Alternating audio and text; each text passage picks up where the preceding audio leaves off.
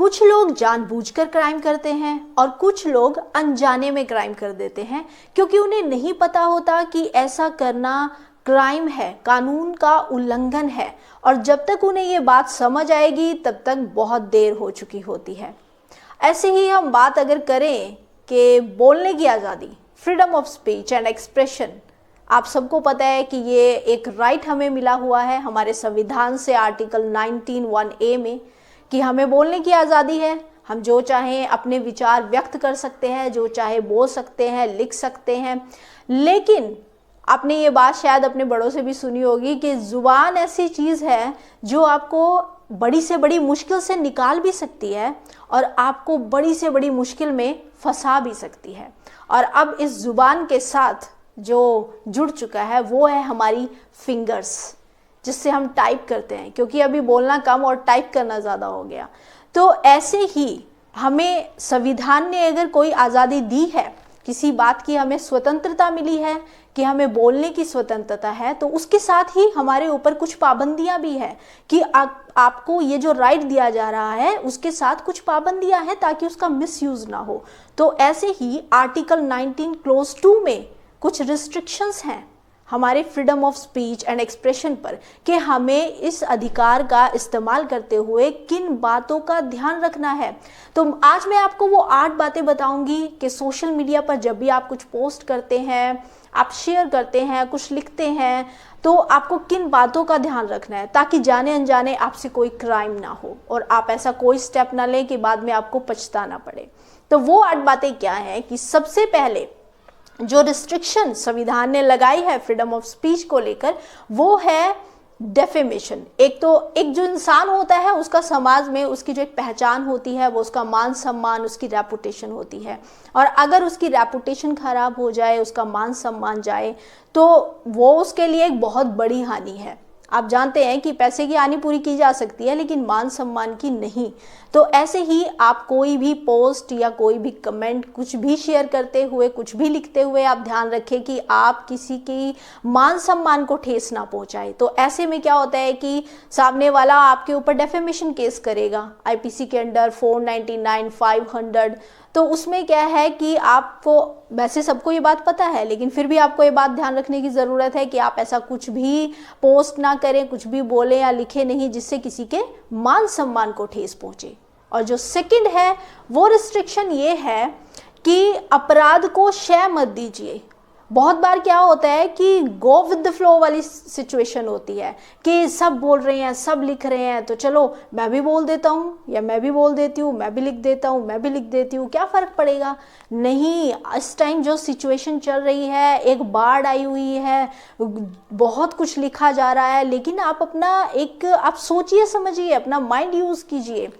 आपको कुछ भी ऐसा नहीं लिखना है, पोस्ट करना है जिससे क्या है अपराध को शय मिले, जिससे क्या है लड़ाई बढ़े, आपस की जो एक नफरत है वो बढ़े। ऐसा कुछ भी आपको नहीं लिखना, पोस्ट करना, लाइक करना, शेयर करना। इस चीज़ से आप बचिए, दूरी रहिए। और उसके बाद जो तीसरा है वो है कंटेम्प्ट ऑफ कोर्ट, मतलब कोर्ट की अवमानना, कोर्ट का अपमान। अब ये क्या होता है कि कोर्ट जब कोई भी जजमेंट या कोई भी ऑर्डर दे और बाद में लोग उस पर भद्दी कोई टिप्पणी करें, यानी कोई गंदे कमेंट्स करें या फिर मजाक उड़ाएं उस चीज़ का, तो वो कोर्ट का एक अपमान होता है। तो ऐसा भी आपको कुछ नहीं करना।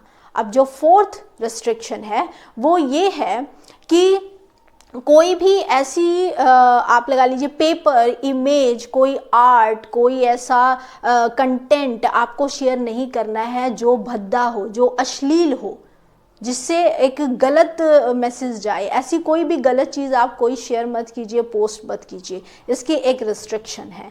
उसके बाद है, अब इस तरह की अगर कोई गलत चीज़ आप शेयर करते हैं जो अश्लील है, भद्दी है, तो आईपीसी अंडर सेक्शन 292 और 294 के अंडर अगर फर्स्ट टाइम आप ऐसा करते हुए पकड़े जाते हैं तो आपको 3 साल तक की सज़ा है। और अगर आप सेकेंड टाइम उसके बाद अगर आप पकड़े जाते हैं तो 7 साल तक की सज़ा है और जुर्माना 5,000 तक है। और उसका इफेक्ट आप लोग जानते हैं कि जो सरकारी नौकरी अगर आप कोई करना चाहेंगे तो वहाँ भी आपको प्रॉब्लम आएगी, और भी कोई जॉब करेंगे तो भी प्रॉब्लम आएगी।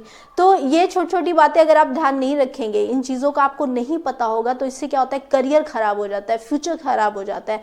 तो आपको इन चीज़ों का ध्यान रखना है। जो नेक्स्ट रिस्ट्रिक्शन है वो है कि आपको स्टेट सिक्योरिटी, ऐसा कुछ भी पोस्ट नहीं करना जिससे लड़ाई बढ़े और ज़्यादा मतभेद हों और ज़्यादा दंगे जैसी स्थिति आए। ऐसी जो चीज़ें होती है आगे आप पोस्ट नहीं करते, लेकिन अगर आपसे शेयर भी करते हैं तो भी वो उतना ही गलत है, वो उसमें एक इन्वॉल्व होने जैसा है जिससे कि स्टेट की सिक्योरिटी को कोई नुकसान पहुंचे। जो नेक्स्ट है वो है कि हमारे देश की एकता और अखंडता को कोई नुकसान ना हो।